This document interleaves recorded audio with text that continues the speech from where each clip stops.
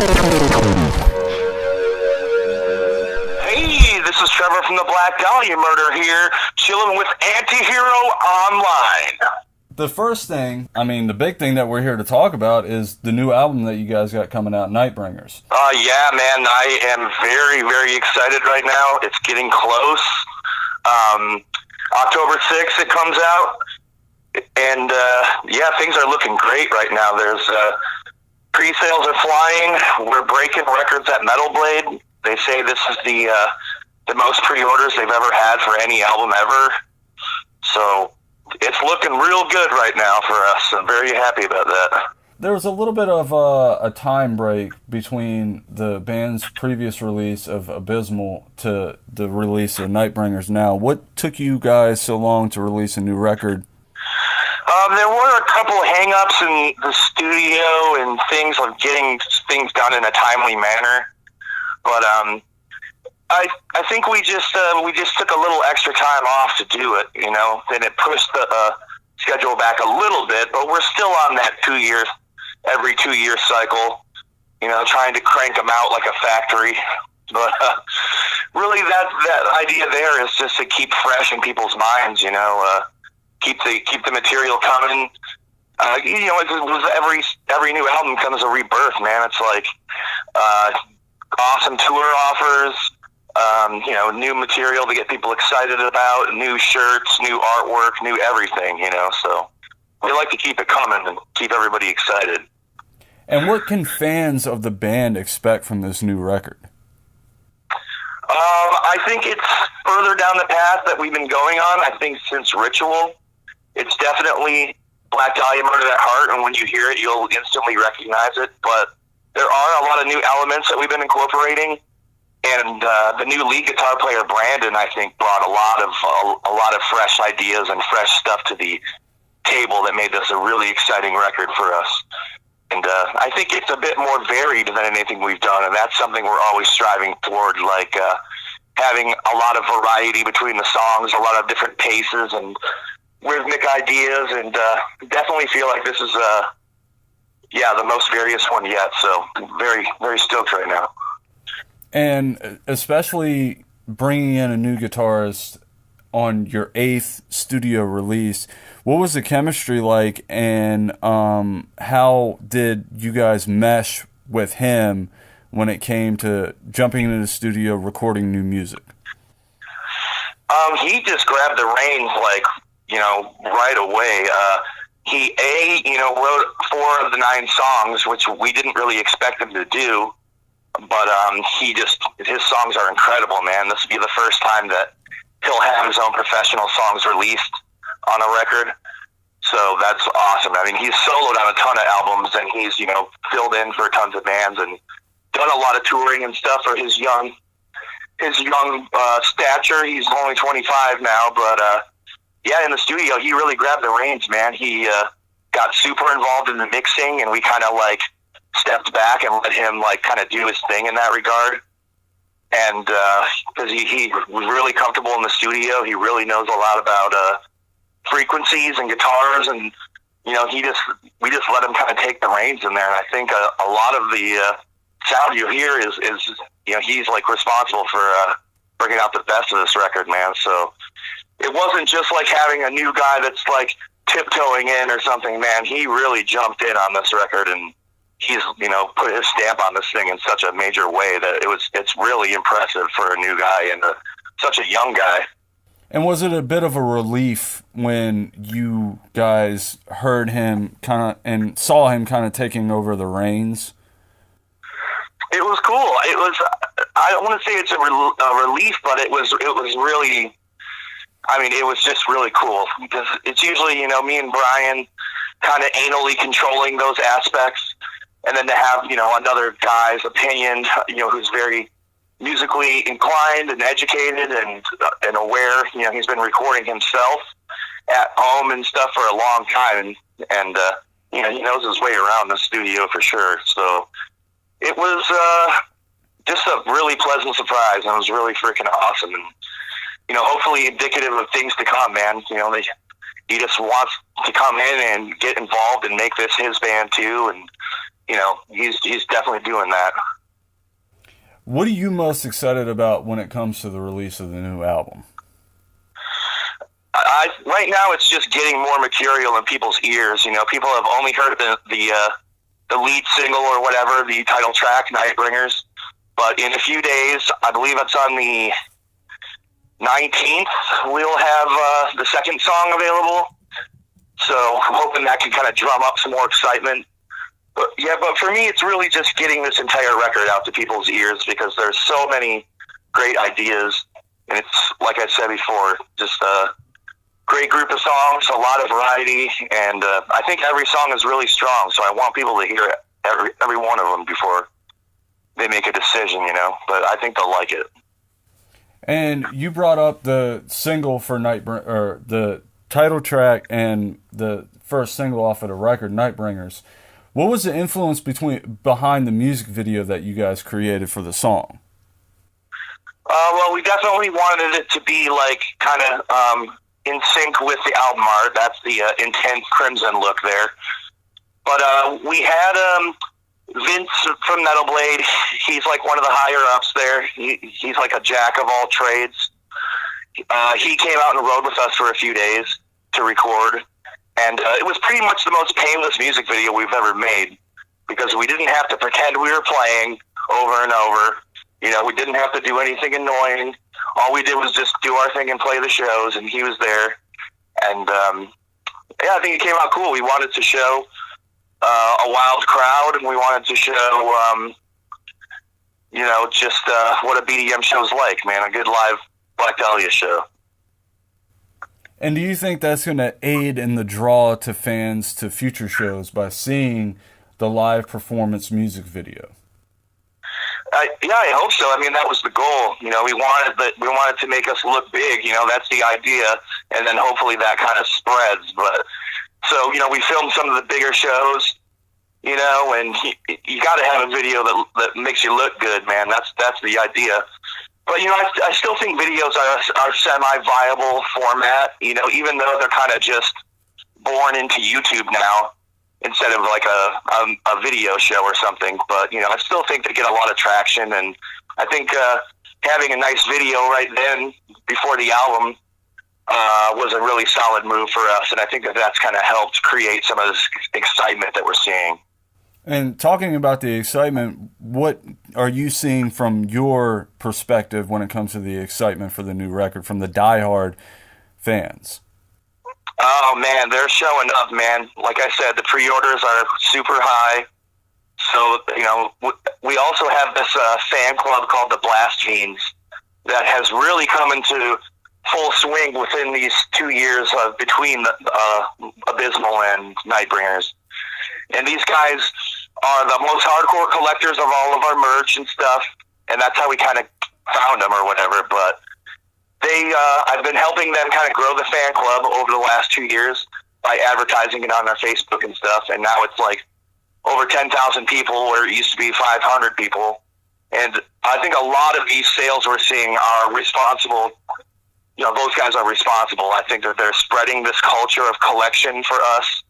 I think that they're, like making this campaign to get us on the charts this time, and I think that's really impressive. And we're seeing how insane our fans are right now with this. That's just like one of the things I'm excited about. But, it's just for me, I'm seeing unanimous praise for the new song, like almost unanimous, like it seems it's overwhelmingly good is what it feels like. So, it's awesome, man. And the amount of press that's coming in right now is pretty indicative too of how things are going to go. And it's looking good on that regard too. And one of the big questions that I have for you, and especially in the genre of music that you guys create, since the band released their first record in 2003, and here we are in 2017, and you guys are getting ready to release another record. How difficult is it for you to keep the brutality in the vocals without kind of going and sliding to that more melodic, softer tone? It's just something I'm not really interested in. We kind of swore that we want to keep the band extreme, and so many bands we took influence from in the early days just kind of went down that gradually commercialized path. You know, you have In Flames and Soilwork and, you know, bands like that we were directly influenced by that got really softened over time and kind of changed formats. And we were really embittered by that as young guys. So we're like, no way, man, we're not doing that. We're staying the course, you know. And I've tried to not soften the vocals, but at least make them more understandable over time, I think. You know, so I still have goals to, like, get the message across easier, you know, but for us and for what we like personally, you know, I just don't see ever incorporating that kind of a thing, especially this far in. You know, it's been going so well by doing what we want to do that we can't start doing what we don't want to do, you know? Yeah, and if you guys did that, it would kind of alienate your fan base a bit too, because it would be divisive for sure. You know, that we would lose fans, and we would probably gain some other fans that were, you know, wanted something like that maybe, or hadn't heard us yet. So I don't know. It's just we've focused so hard on being the same band this entire time. You know, being a consistent sounding band that would just be like a left turn that we can't do. And the difficulty for bands like yourself, the Black Dahlia Murder, to get that, I don't know if we want to call it radio play, because we're in an age where radio is pretty much irrelevant. But how difficult is it for you guys to get the exposure that you need, especially when it comes to releasing new albums? I think it is harder just being an extreme band compared to a lot of bands, but you know, just when we see that each album is showing up on the charts, you know, that's not my ultimate goal or anything, but that is really a great sign and pretty indicative of how full swing this metal thing is when a band as extreme as ours can show up on the Billboard charts, you know? Oh, yeah. So, but you know, it is hard. I think it's an uphill battle, you know, no radio, like you said. But there never really has been for us anyway. You know, college radio is really strong for us in metal, I would say. But, you know, but also I think this band has transcended a lot of boundaries in the regards of extreme metal. We've been able to take this thing down a lot of avenues that not every death metal band would go. And I think, you know, us being called so many different genres by people online and pretty much during our whole career, people have been fighting over what genre we are. I think that has kind of allowed us to have all different kinds of fans. And when I look out in the crowd, man, I see a pretty varied audience of, you know, different people from all different walks of the underground. So I'm just glad to see them, man. I'm glad they're here. I don't care what they're calling us. And when it comes to talking about the fans and live performances, is there a tour in the works or talks of a tour to support the new record? Yeah, we have a Nightbringers tour that starts October 5th, the day before the album drops, and we will be with Suffocation, Decrepit Birth, Necrot, and Exhumed is going to be on select dates. Also, and Wormwitch, that's really cool. So, got a real stacked lineup. We got about a month and a half on tour across the states. We dip into Canada a couple times too. And then after that, we'll be home for the holidays. Then we are going out in Europe, and we'll be supporting someone. I can't reveal who yet, but I think that's coming out in a few days. They really hate when you spill the beans on them, man. They'll crush my balls into oblivion. But, you know, after that, dude, like, seriously, we're just going to keep going. It's the very beginning of a cycle, which means tons of tours, and hopefully once the album actually drops and gets reviewed and gets the first week sales out, that we can, like, take this to another level somehow and get some kind of a sick-ass tour that, you know, we need. Like, what we really need is to be on the smaller end of a tour. You know, we headline so often, in the States especially, and we were just praying for someone bigger to kind of extend their paw to us, you know, a Slayer tour or something, or, you know, Behemoth has gotten so big now. That would be really awesome. Or Dimmu, or, you know, we still we still want to do new things. We still want to take this thing to a new height, you know. And I think that's why it's working, man. We've just been tunnel visioned on this thing since day one. And I feel like my dream hasn't expired, you know. Like, I feel like if this thing keeps getting bigger and more successful, then wow, you know, I have to see it through, and I have to just keep pushing. Yeah, totally. And that's one of the most important parts when it comes to creating, is to have that bigger goal and vision and to continue working straight for that. Yeah, man. I mean, we kind of had that, like, a big scope dream right from the beginning to be around a long time. You know, we were thinking about having longevity.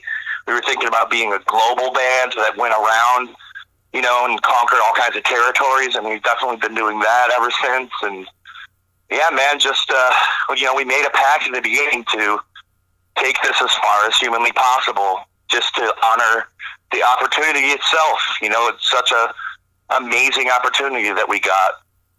So, you know, and like I said, no signs of slowing yet, so got to keep plowing. And with the tour coming up, what song off of the new record are you looking forward the most to performing live for the fans? Ooh, that's a good one. We'll be playing, I believe, 4 songs.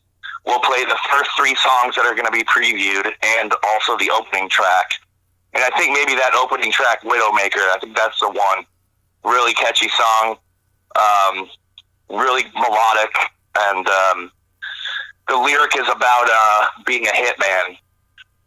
So kind of a tribute to Killing Is My Business and Killing Machine by Judas Priest. And you know, there's a lot of great hitman songs in the history of metal. So it's kind of paying homage to the guys that set you guys up for success. Well, in a way, I always am, man. I always look to the past for inspiration, and I always like, you know, I like cliches in metal. I like the things that make metal what it is, you know, tradition. And so, and, you know, I would never say that we're an original band whatsoever. You know, it's a melting pot of what has come before, of what we like. And, you know, we try to do it in our own way, but, you know, we definitely have kept it traditional. While there are a lot of great bands pushing the boundaries to real extremes, you know, we like to keep it grounded in this tradition, definitely.